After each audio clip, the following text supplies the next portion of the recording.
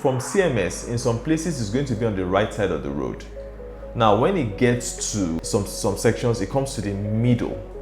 Now, when it gets to Adesonya General Paint, it goes to the left. I know why it's going to go to the left. The Dangote pipelines are going to be buried along that axis. And so, because that public infrastructure, right, is going to be on that side, you can't have another public infrastructure site on that side. So, the government is forced to situate this on the left-hand side.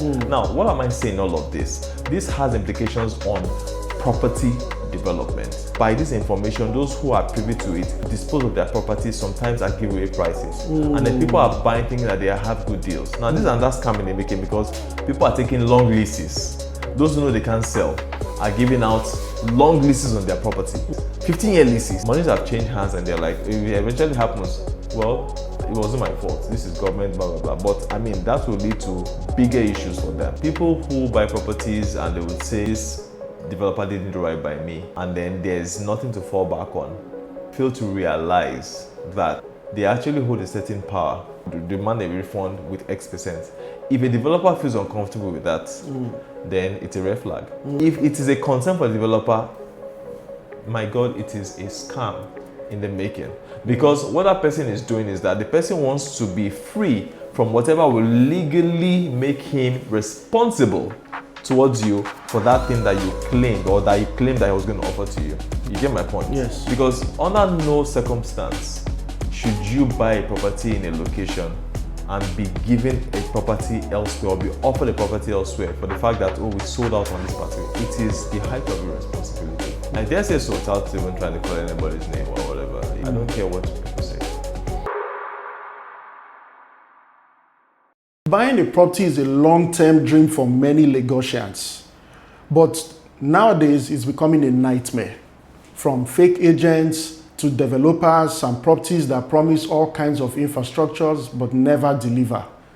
People are losing millions of naira to different property schemes in Lagos State. Today on Square Meter Stories, we want to tackle this subject, and with me, once again, is the founder of the Detail Apartments, architect Olamidun. Thank you very much, sir, and welcome. Always a pleasure being on set with you to discuss these very, very sensitive, necessary issues. It seems like these days we can't stop talking about one property scam or the other. Like, what exactly is going on? You know, recently we've had two major, very major real estate companies in the news for all the wrong reasons. Scams, people losing money, contracts not being fulfilled, and people are beginning to lose trust in the real estate market here in Lagos State and in Nigeria as a whole, because these issues are not just relegated to Lagos State alone. We see it in Abuja, we see it in Port Harcourt, we see it virtually all over the country. What exactly is happening? Well, to begin with, I don't think scams are new. I don't think scam just came to the limelight. Scams have always been there in real estate. But the thing is, I think it's a lot more amplified now. I think the basic scams are well known. So new scams are being devised. They are a lot more sophisticated. People are a lot more susceptible, to falling prey to these scams. I think because of the age of social media, so there's a lot more publicity about it. So it just appears as though scam is the new thing in town, but it's always been there. Let's just get that right.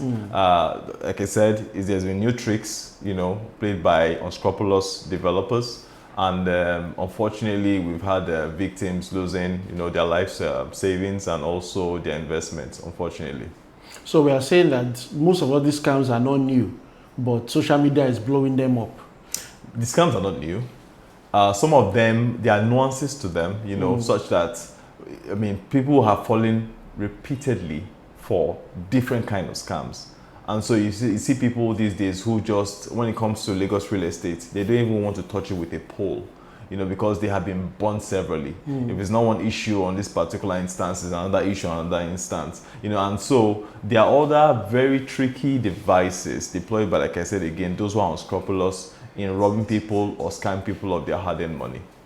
So from your experience, what are some of the most common scams that are prevalent in the sector right now? Okay, so I'll go to the usual suspects. The first is you're buying a property that has no title. And then, you're told it has a title, so to speak. And then you do not do the right due diligence, you buy into it. And then later on, you now find out that there's a problem. In most cases, when you have maybe even almost paid, or you have paid off everything that is due. Other scams, such as you buy a property, you're not told every single thing, that you are supposed to pay, or all your obligations in that particular contract. And then you get into it, and then for some reason you want to get out of it. Maybe the particular developer is not fulfilling his own promise, and then you are now being roped into some very stringent and bizarre conditions for pulling out. You have other kind of scams where you pay, and what you're buying is, in fact, there's no land. I mean, some people even have the land and have no title. For some others, there's no land at all. For some, it's even water. You're buying land, and then you're taking to some place, and then you see that, I mean, the cost of even trying to do something on the property far outweighs whatever benefits or whatever return on investment that you could ever get.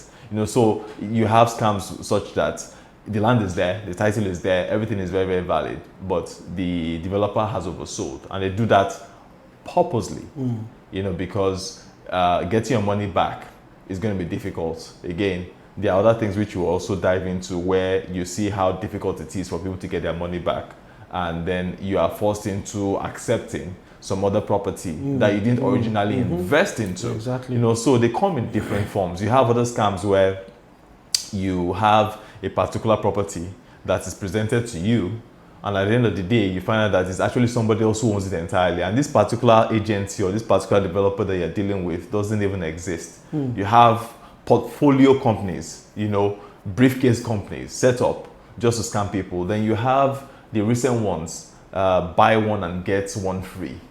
Is it that you have that kind of a scam? Then you have the scam of invest and get X% land ROI, banking and stuff of that nature. in so and so, which are mostly glorified Ponzi schemes, because whatever it is, that you invest in that isn't tied to an asset that appreciates in the level or in the ratio as what is promised to you, eventually becomes unsustainable, and it implodes. It just collapses on itself. So there are so many that I do not even know of. There are scams I've heard of, right, where you buy into a property, you do your due diligence, everything checks out well, you go to allow, everything checks out well, then you now find out that that document was falsified to begin with, right in Alausa. There is a story I heard recently, now that you mentioned doing checks. Yeah. And I just found it crazy. So, this guy has some plots of land somewhere on the mainland, and he had taken a loan from a bank, right, with that property, with those lands as collateral. Okay. Right? He was paying his usual payments to the bank and all that. Then he decided to sell it off. No, he didn't just sell it off. He developed the land, and then sold the property and ran away. Didn't pay the bank the monies he was supposed to pay. So that land, because he had already mortgaged that land, he has used it as collateral for the loan he had taken. He went away and he sold those houses that he developed to unsuspecting buyers. Now, after a while, the bank wasn't receiving their payments. So, of course, they came to the property and found that the guy had built houses on the land. And now I think the case is in court.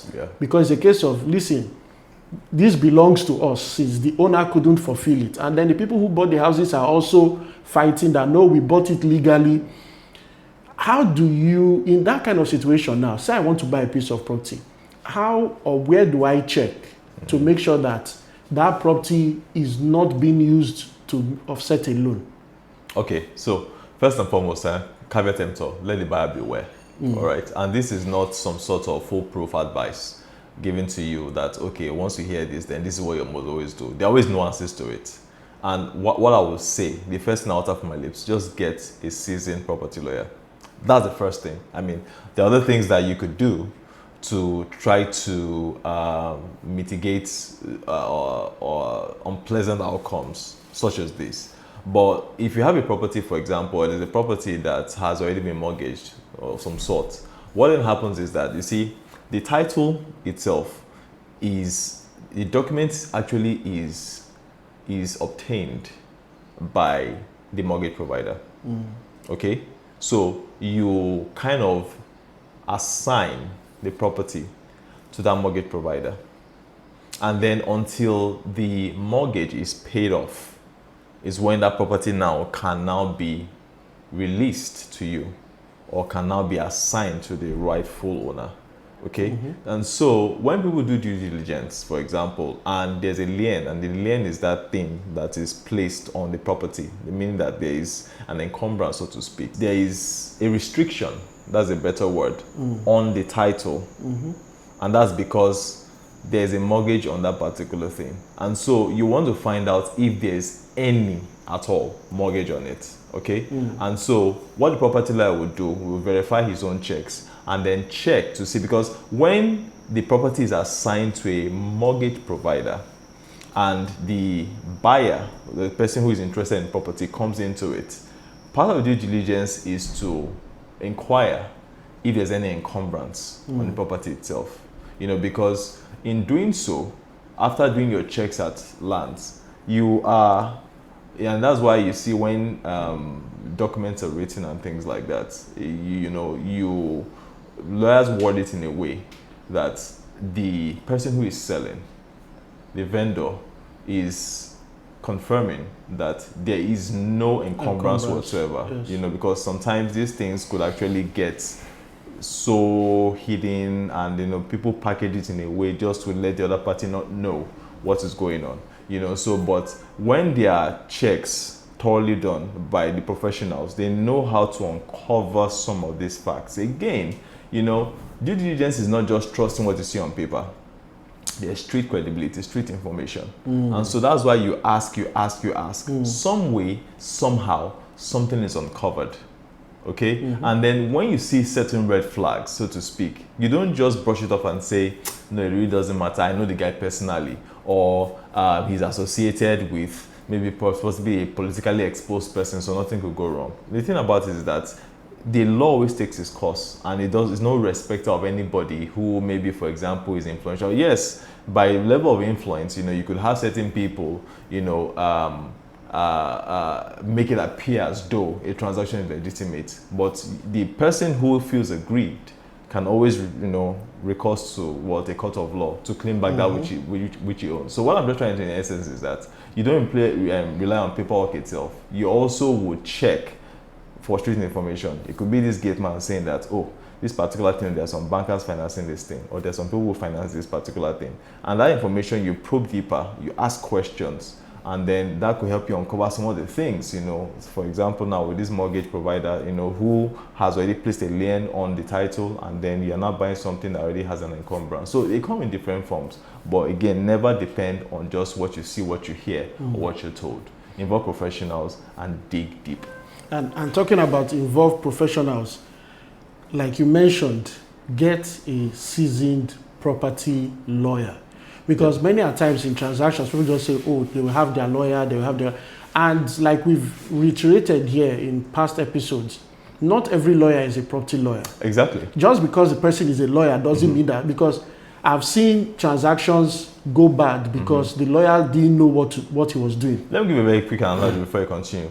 Can you allow a general practitioner to operate on you? No, definitely not. Definitely not. I mean, so you have different specialists, you have the oncologists, you have gynecologists, you have all sorts, and everybody with their own discipline. You have specialists. So not every doctor can actually attend to every ailment. And then you cannot say you have a bone problem and then go to somebody who specializes in the heart, Yeah. And so a property lawyer, there are different types of property law of lawyers. There's property law, there's a commercial law, there are different kinds. So the part that actually relates to property, if it's not somebody who is very well versed there, you're probably dealing with the wrong person, and you could end up losing your investment. Yeah, let me share a different story that I also came across. A couple from the US wanted to buy a piece of property, and they wanted it close to the airport so that once they come into town, they can come into town, jump out of town easily. And this story just goes to buttress the importance of doing due diligence. Exactly. So someone introduced them to a property owner around the airport, And, they went there, met with the person, he showed them the C of O. No, he showed them the deed of assignment and all that, he bought from this family that is in charge of this area. And they were like, okay, let them see the family. Where's the C of O? The C of O is still under process. Like I say, C of O in view. Yeah. So the man took them to go and meet the so-called family people in charge of the land. And they were like, they know him very well now, that they're the ones that sold, the family sold these lands to him, that there's no problem, they can buy it another. They bought that land for about 200 and something million. No problem. They started building, started developing. One day the government comes, FAN, comes and says, this is their property. Yeah. So they are doing a new runway and tore their house down. And when they started investigating, called the person they bought it from. The guy is no more available. The so-called His number will never be available. The so-called people that said they are the family that endorsed him. Only one of them were they able to catch. I see. The rest had all absconded. And then are they going to be able to recover their investment from that one person? Definitely they can't. See, let me just come in here. So part of the due diligence and where scams come into play, I'll tell you for free, is that in certain cases there's information out to that is in the public, and maybe not everybody is privy to it, and that now motivates people to dispose of their properties. You see, and when buying a property may look good. We've talked about this in previous episodes where we said, for example, if your property is around a canal, or you suspect that it could be passing through some sort of major drainage infrastructure, then you need to do your checks. And the thing about it is that everything starts from chatting. Yes. Okay, you chat, let the professionals do their work, because a lot of people want to save money, to say, I look at it and I can scan it and then everything looks good. I mean, it's so prime and nothing could ever go wrong. But when the professionals do their work, they will tell you and say, look, this particular thing was actually planned for this particular use. And the thing about it is that whatever is planned as for a public infrastructure would always supersede whatever private development that may want to come on it, even after that thing has been established and people have inhabited that development. So in this case, you could have a drainage passing through, you could have a canal. In some cases, it may be a major road. Okay, and so in cases where you have that, or you suspect that some sort of overriding public interest may threaten your development, you actually obtain clearance. I'll give you a story. And we're trying to do a development somewhere not so far from where our office is located here. Very good location and all of that. We're actually still in talks, right, with the landowner. And after doing their due diligence, everything checks out well, right? Okay. And then I now find out that, okay, they say we are to actually obtain clearance, for what was supposed to be the path of the fourth mainland bridge. Although what the new path now has been established, and we know where it's starting from. We're starting right from Madison Junction here. Okay, and properties are still going to go later on. But what I'm saying here in essence is that we've been able to uncover the fact that there's a particular clearance that we need to obtain. And then after obtaining that clearance, it's only then that we can now go ahead to obtain a building plan approval. But before going through all of that, before even sticking it's just like dipping your toes in the water to test to see how things are before you dip your entire leg and probably jump into the pool. But when you see that something doesn't fit right, when you put your toes in, you withdraw and you study the situation, you assess and say, okay, do I really want to go ahead with this? And so we are carefully reviewing that particular opportunity. And and if it appears as though we shouldn't go ahead with it, we walk away. It doesn't matter what the low-hanging fruits appear to be or what the immediate profits appear to be. For us, we think long term. What is sustainable and what won't come back in the future to haunt us. In other cases, for example, it could be some sort of, let me give another, I said I was going to share another example. Lekki-Epe Expressway is being transformed right now. And what's happening is that Lagos State, and this will soon become public knowledge, but this is just private information I'm sharing. Lagos State is planning a blue rail. So from CMS, it's intended that the rail gets to Lekki Free Trade Zone. There's a lot of heavy investment on this corridor. And the thing is that the government actually realizes that if it's able to build infrastructure to support the traffic that would make the free trade zone a very profitable commercial hub, a lot has to be put in place. And so that rail line would connect CMS to the free trade zone. Guess what is happening? So you have certain portions of this road where the median has been expanded to great widths to accommodate what a train will be. People think that, oh, maybe people are maybe the government wants to plant flowers. No, a train is coming there. Now, by the time it gets to Adesanya, which is general paint, the median just suddenly stops. And everybody thinks that the train is going to stop there. The train doesn't stop there. The train continues from there all the way to Eleko. But it's going to be on the left-hand side of the road. And what does that mean? When time you have something that is a public infrastructure that is going to be powered by electricity coming on the left side of the road, it means that some properties will have to give way. Yes, on another episode of Scriptal Stories, we talked about not buying properties because you see people developing on that particular line. Yes. And Not say, using your this eyes building, to don't use judge. your eyes to judge. Oh, this building has been here for 15 years. And so nothing could ever happen. No, something could happen. Because people, over time, governments, they say the wheels of the government, run slow, but it eventually would, pick up, and then it would actually do or take its own course. Yes. So this particular infrastructure now, I hear, right, and I don't want to say this is fact because the government has to come out with a publication, but the setback is going to be as much as 40 meters. That's on the left-hand side. On the left-hand side. Wow. So standing at Adesanya, facing Shangotedo, is going to be on the left-hand side of the road. And so properties along that axis, again, I'm not trying to be an alarmist, but this is information that will soon become public knowledge, okay? And so properties on that side of the road would have to make way for this public infrastructure. Again, it's already manifesting. Why do I say so? This median that's at Adesanya, right now you see that work now has started from the Adesanya side of things towards Aja, Yes. where the median is being expanded. So from CMS, in some places it's going to be on the right side of the road.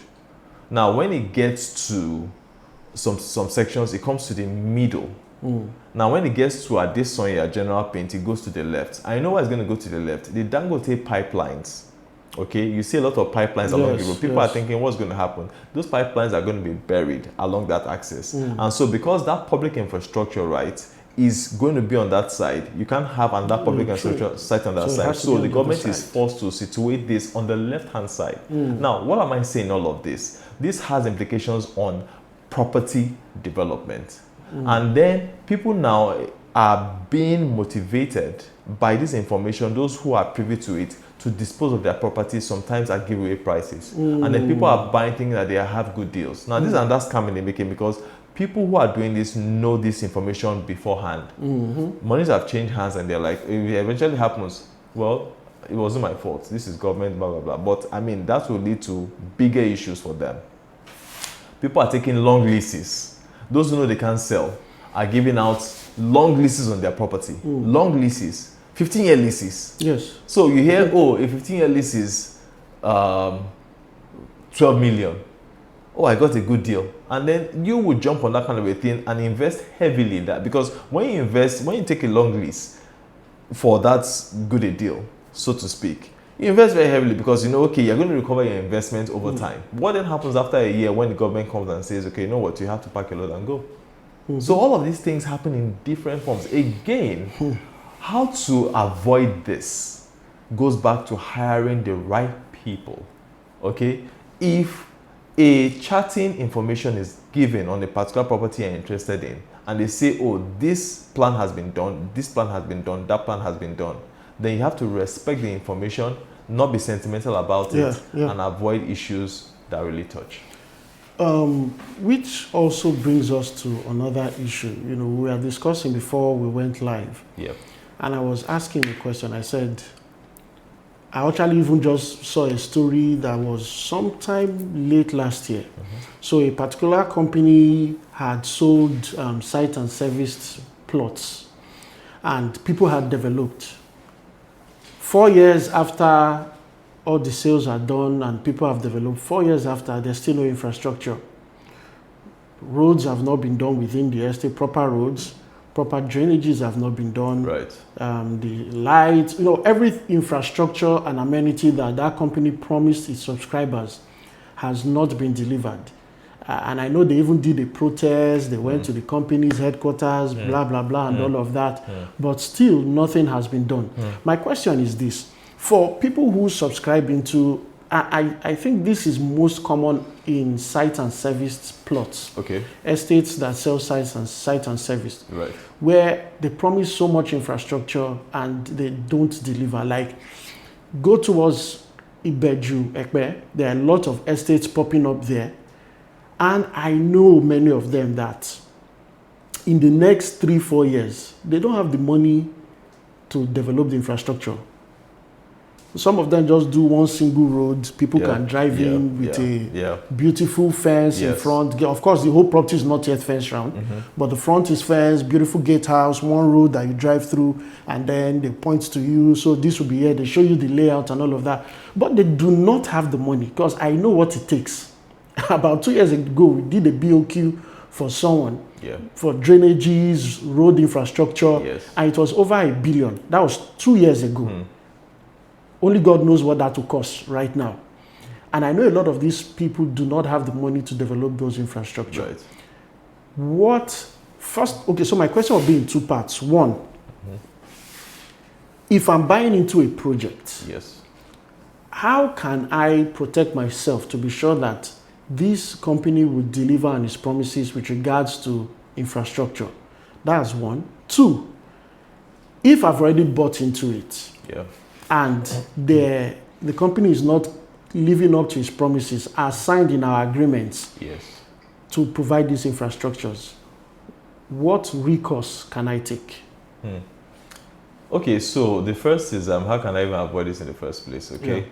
And then second is, I'm already inside this, and what do I do? What do I do? Okay, so by avoiding it, there are so many things you can do, to check. I'll give you a few. The first is, what's the company's antecedents? What's their track record?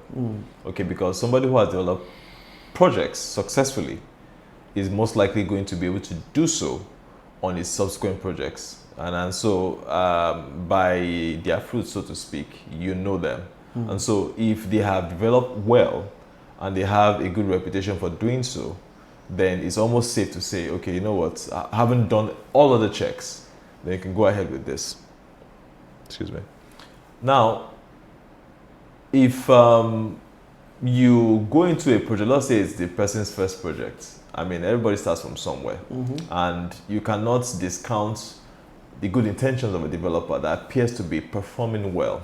And so before you get into it, how well are they performing on the project that appears to be their pilot? If it appears as though they're doing well, then it could, haven't done all the checks, it could be a safe bet to go ahead to do so.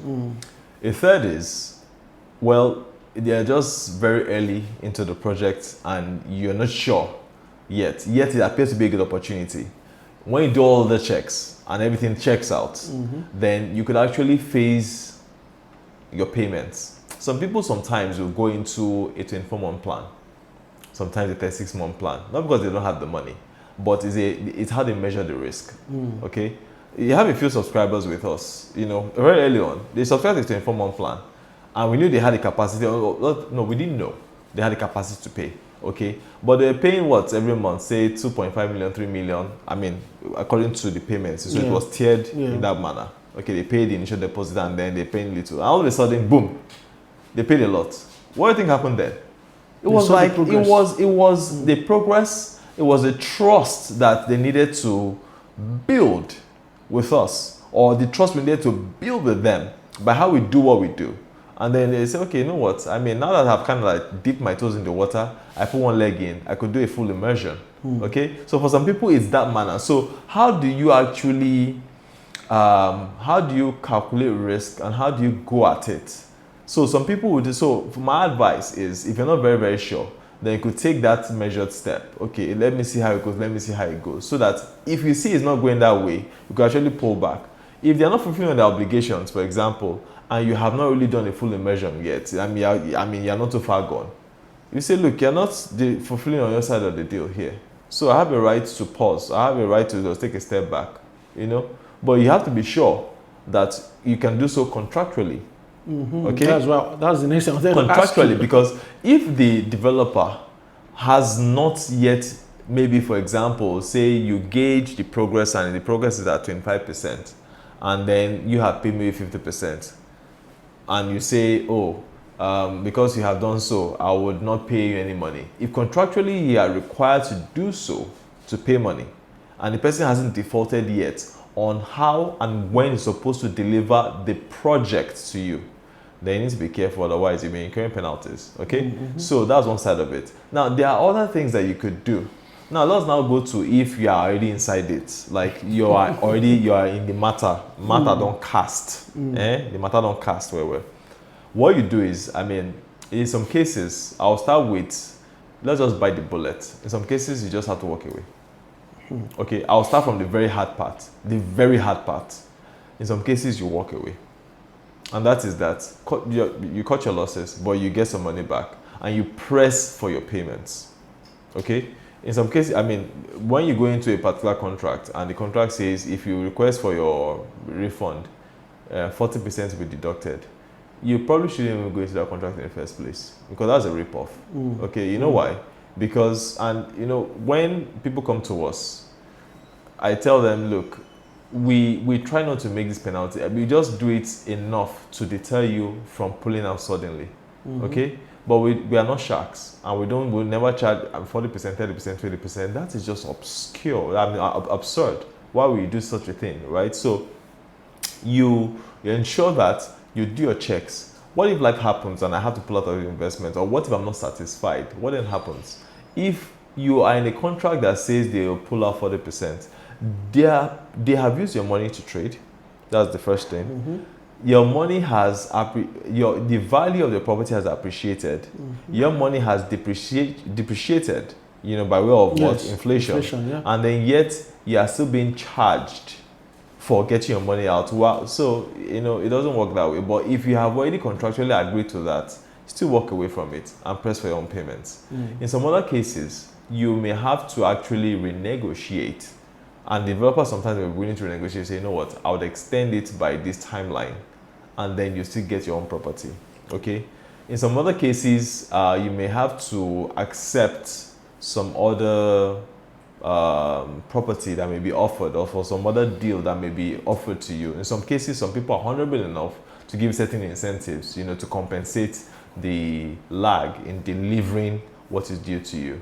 You know, in some other cases, I mean, let's be real. In some cases, you're not going to get your money at all. You get zero, right? Because if you are dealing with somebody who is fraudulent, or somebody who never had the capacity in the first place, or somebody who is struggling with the title or even the claim to the land, there's nothing you can do about that. And I mean, in other cases, as painful as it sounds, I mean, it's more or less like an experience, you know, on how not to do it next time.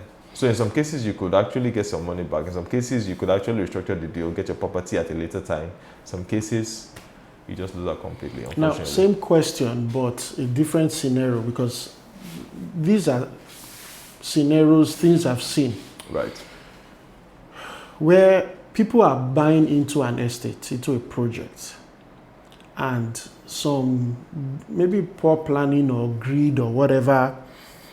So they tell you this is the project, and you subscribe to it, you are paying, you are making your monthly payments, and then when you are done, you expect them to allocate you. They tell you, we are sold out here, we are moving you to a different site. Now that's one. Two is a situation where you are paying your monthly payments, and when you are done, they allocate a section of the property, of the estate to you.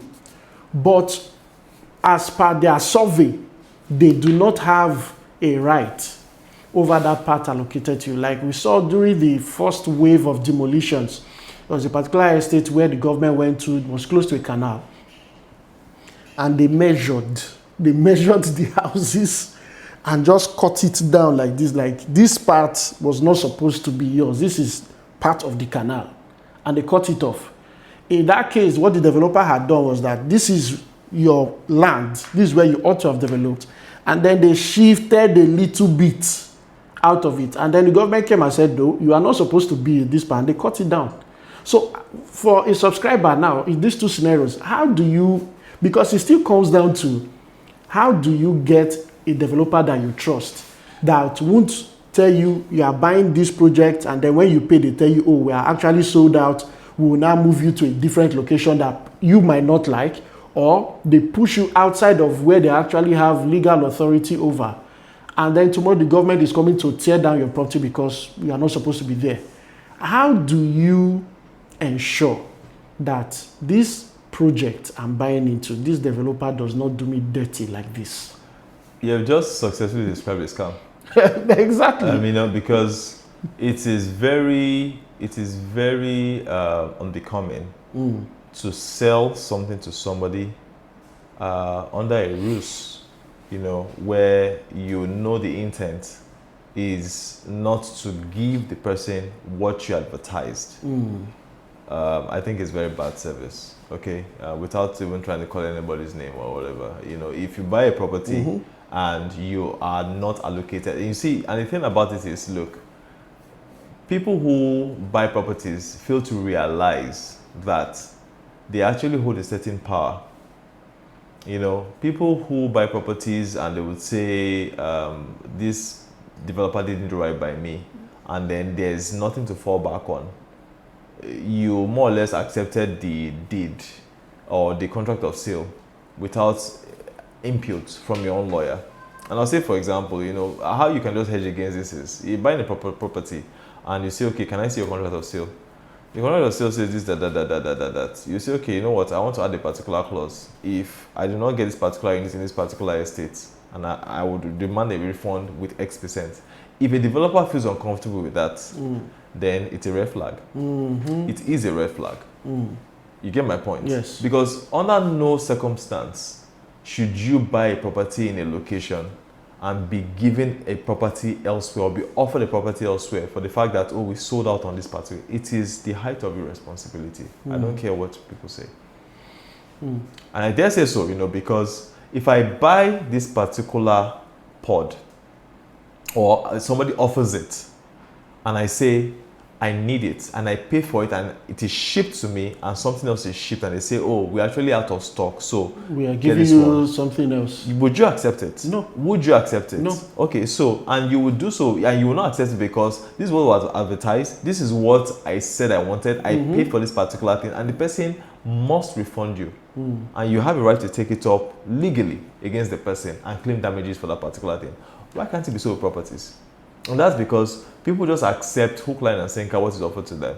There are people who have bought from us, okay, and they had actual clauses inserted. No two contract of sales are the same. In some cases, they are same because when we offer and because we know our intention, we have very, very good intentions towards that. So there is a default contract of sale per the payment plans that are already agreed to. And so we carefully word that, a lawyer does that, we give it to you, you sign off on that, and it becomes binding on us and you. And so if you are worried about this, you say to your lawyer, can you have this inserted here? And the lawyer inserts whatever clause. If it sits well with the developer, fine. If it is a concern for the developer, my God, it is a scam in the making. Because what that person is doing is that the person wants to be free from whatever will legally make him responsible towards you for that thing that you claimed or that he claimed that he was going to offer to you. So it's a scam in the making, okay? Now, the next about how people would encroach into what is not theirs. I see this happen a lot. Okay, so a person has already bought a property and then there's some public property that appears to not be under anybody's watch or anybody's jurisdiction, okay? So it's near a canal, it's near this, it's near that. Okay, let's just extend by a little here, by a little there. And it goes outside of what is in the survey. You as a buyer must again engage the right people. And not every professional is a professional. So don't get me wrong when I say hire a professional, so it's always a professional. No. A pro is somebody who is good at what he does, who happens to practice a discipline where you need his service. Yes. So the discipline is there. The experience then counts. Okay, so it's another kettle of fish how you know if that person is worth his own salt. But let's not just digress too much. Now, that person does the check for you. Once that property falls outside of what is legally documented, it is a red flag. Now, if your own part of the property falls within that part that overshoots what's in the property, you should be concerned. If it doesn't fall within that part, then you're fine. You buy the property, because the person who doesn't do his own checks are forcing. When government comes, you said something now. They cut half and they give half. Yes. They divided the houses. divided the stuff, right? And they cut half, and whatever was not supposed to be where it was supposed to be was demolished, and then the half that was supposed to be there, they left it there. So you that sits right in the boundary, right, or your property is right on the line, you will say, look, this is not my own here. I want my own inside this place. If the developer says no, it doesn't matter, it's a red flag. And please, let's call it for what it is. When you say red flag, please identify and be very brutally honest and sincere with yourself. Don't be emotional when investing. Because the story turns into, had I known. Yes. Okay? So in all of this, what I'm just trying to say in essence is, associate yourself with people who know, and be humble enough to respect their advice. Again, sometimes, I mean, so when you engage somebody who knows his own onions, it's not an advice anymore. So it's not an opinion, it's an advice. Yes. And they say, okay, this person was saying this, and then you want to now engage somebody who is able to sweet talk you into, oh, okay, don't worry, just go ahead. Nothing can ever happen. Nobody can come here. Trust me, somebody will come one day. And when the chicken comes to roast, then that which you should have done earlier will come back to haunt you. But that shouldn't be the case, and it's why we talk about these things, right? And so you need to be guided. So you talked about taking legal recourse, but that would bring me to the question of, for some of the recent issues we've seen, Yeah. it's almost like the government isn't even aware of it, and we know they are aware. Okay. Because, I mean, it has become too public Okay. for the government to deny knowledge. Okay. Of Can you give it. an example? Not to mention names. Okay, all right. Okay, that's fine. Not to mention names. Okay. You know, but there are two companies that have been all over social media with the past couple of weeks. Okay. You know, and it just seems like people are just shouting into the wind. I'm not seeing, or people are not seeing the government taking any steps to try and bring justice and bring those developers to book. Yes. So the question is, how much can people actually rely on the government to fight for them? Okay. Because, I mean, the real estate industry last year was like the second biggest contributor to the Nigerian economy. It was the third, actually. The third, the yes. third biggest contributor to the Nigerian economy. That's correct. And it's projected to be number one this year. Okay. Yes. Yeah. It's projected to be number one. It's going to give oil and gas a run for its money, right? Yes, it's already giving oil and gas a run for its money. So it's projected to be number one this year. And we know the volumes of money coming into the country, into the real estate sector. Right. But how much protection, or how much can people actually rely on the government to protect their investments and protect their interests, considering the fact that there's so much scam going on? Is the government being proactive enough? Aside from passing laws, is the government being proactive enough in bringing justice in such situations? Okay, so I'm not a spokesperson for the government, okay? So I may caveat terms on that. But I will say that from what we have seen, you shouldn't rely on the government as your first recourse of administering justice, okay? Because the burden on the government is very heavy. And the government, most times, I mean, the wheels of the government may grind slow, you know, but eventually, you know, it will take its toll. I believe they will get there. And that's also not discounting the many measures, you know, the government is trying to do, the initiatives in trying to safeguard the transactions of, you know, the public. I mean, you have Lashera, the real estate regulatory, agency. They are the ones who try to regulate the activities of developers, agents, and all the sorts. A developer has to be registered first and foremost. It's part of the checks that you do. Again, it's not foolproof. Because some names that I mentioned also are registered, Lashera, but the thing again is you must actually depend on your resources in engaging the right people again. I mean, I don't know why I keep coming back to engaging the right people, to doing those checks for you, because when you do all of that and then all that fails, it will fail if, for example, there's some sort of government intervention. And so when it's government intervention, for example, when the government says we have use of this particular land for providing public interest, okay?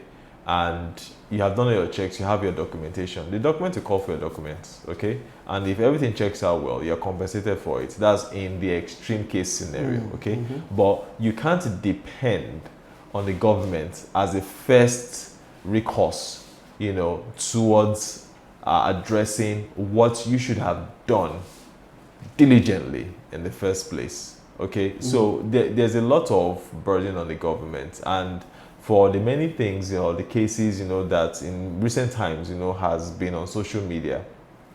Well, I believe time will take its own course, and eventually things will unfold in a manner. I'm sure that if the government is to intervene, they will. I'm sure they are also not folding their hands. They may be doing studying and things like that and just trying to get to the bottom of it. But eventually, I believe that a lot of truth will come out, and then people would see the direction which is going. Again, I mean, we should not be so quick to use social media to judge. Cases aren't won on social media, right? It's a way of amplifying what is going on and bringing to light, and it plays a very good role, in sensitizing the public about things that are going on. Yes, because a lot of things are wrong. Okay, a lot of things are very wrong. It's a way of sensitizing the public and saying, look, this is, and so that people are better informed, and even exposing companies that people need to avoid. Yeah, companies that people need to be wary about. So it's a very good medium, okay? But we shouldn't be quick to judge to say, oh, this company is fraudulent. So that's the part you have to be very, very careful about. But the sensitization is beautiful.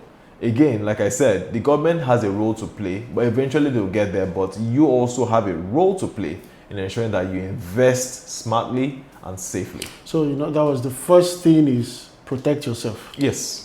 Before you get into it, protect yourself. Yes. Which brings us to the issue of contract of sales. All right. Now, I noticed that when people are buying into projects, mostly off-plan, we're talking off-plan projects that are in the works, people key into as early off-takers. Yep.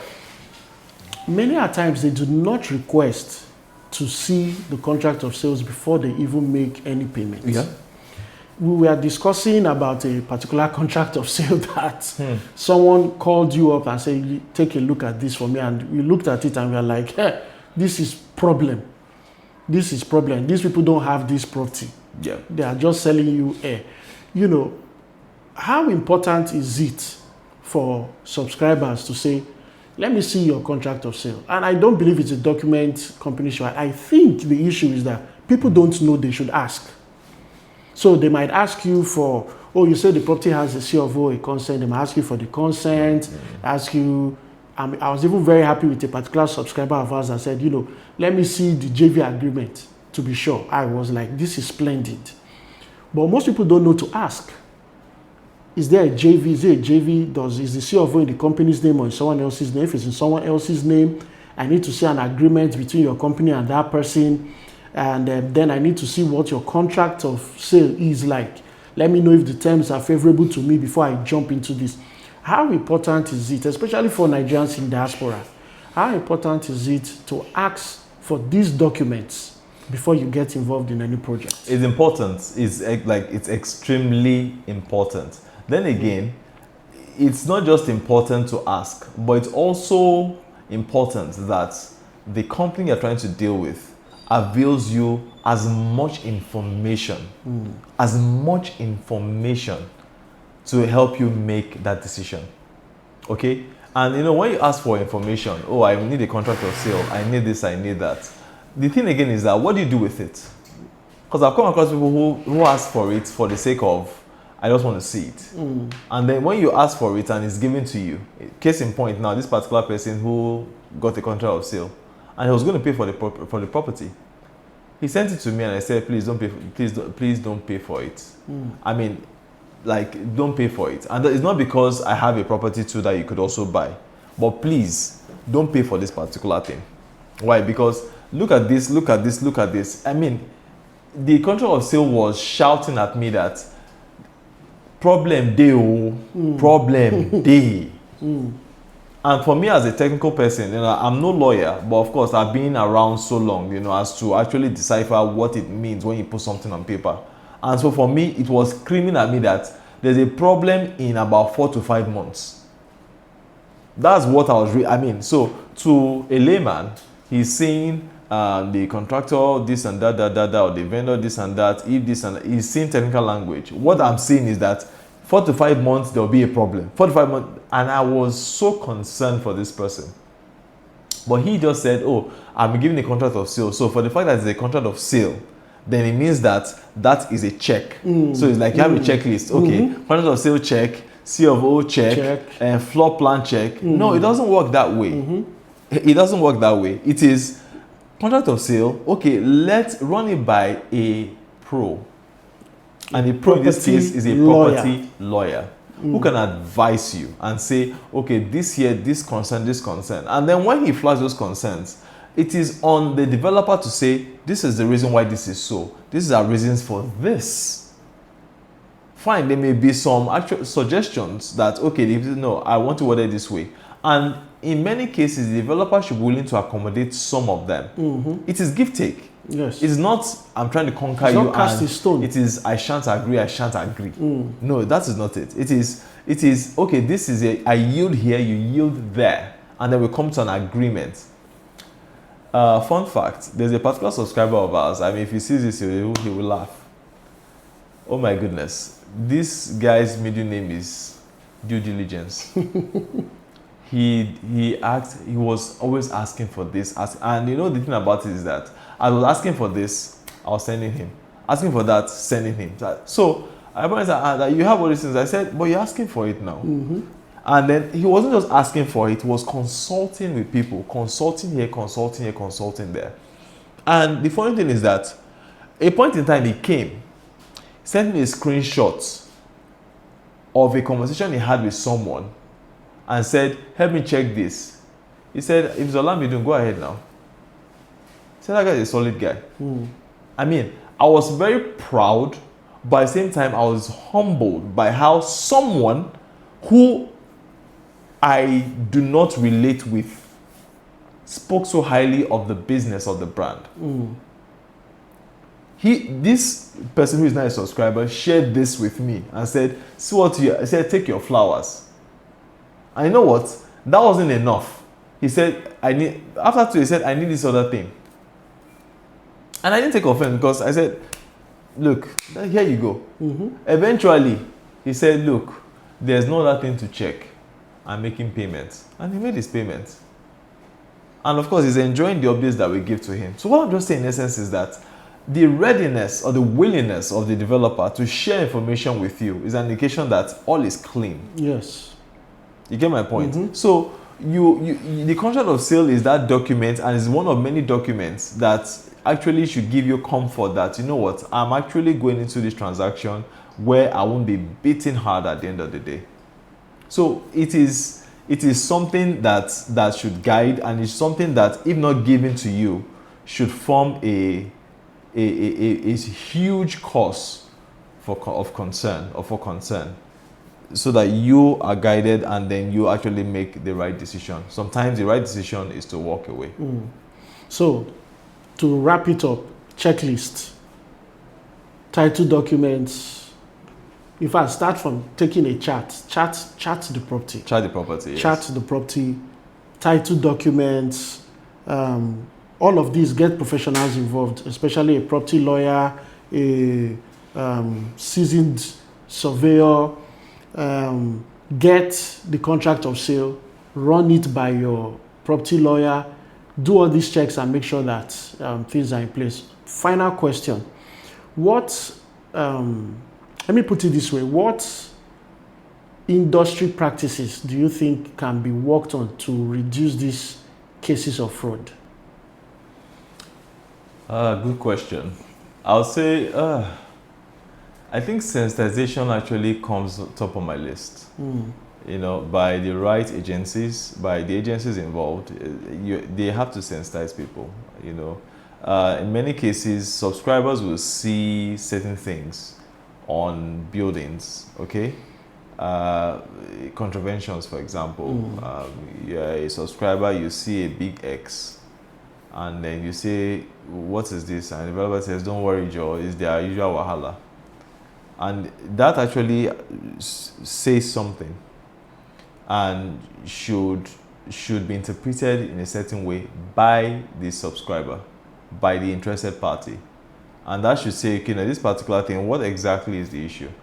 You know what, if I was buying a property with my level of information, I'll actually demand to see where the notice that was served on this particular thing. Don't tell me not to worry. I would worry because it's easy for you to put paint over this thing and clean it. And of course, the wheels of government, they grind slow, you know, but eventually they take its toll, right? And so when the government eventually comes and they say, this particular thing, we're enforcing this thing, that mark that has been painted, which was an indication for you to actually inquire information, for you to know where you are, where you stand, and what needs to be done to mitigate that thing if you're already in the transaction, because some cases you're not in the transaction yet, sometimes you are neck deep into it, but at least know your fate.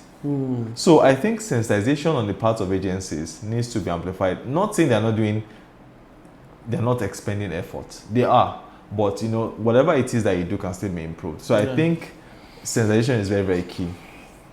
I also think that the part of enforcement needs to be ramped up.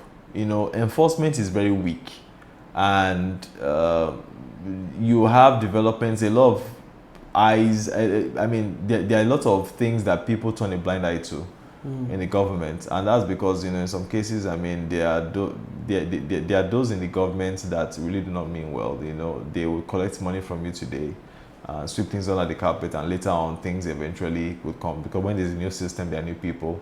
That which was covered will become uncovered, right? So enforcement is very, very key. Sensitization, I think, it just comes on top of it, because when people are well sensitized, you know, they can be taken for a ride by developers. They also are more informed about things that they should do, and then because they know enforcement is coming, they are more compelled to ensure that they comply with these things. All right, so thank you. There are a lot of things that we didn't talk about. So there's a whole lot of things. There's a whole lot of things. We should have talked about land banking. We didn't talk about land banking. We should have talked about how people in the diaspora also should be better guided. There's this case of, we're talking about somebody who bought water. Yes. Before we came on, we didn't talk about. So I'm hoping that we can uncover some of these things in a later episode. We will need to do another episode, because it's so much. If we want to cover everything, we would probably do a 3-hour long episode. But thank you very much, Architect Olamido, for the insight once again. And our hope is with these episodes is that people become better aware of what to expect in the real estate sector. Don't take things just by face value alone. You need to dig deep. It's always deeper than you look. Do your checks, do your due diligence, get professionals involved. Because the truth about it is that when it comes to investing, real estate is still one of the best investments you can make, but you need to be properly guided. So till we come your way next time, I'm Isi Edagese, and thank you for joining us on Square Meter Stories. God bless.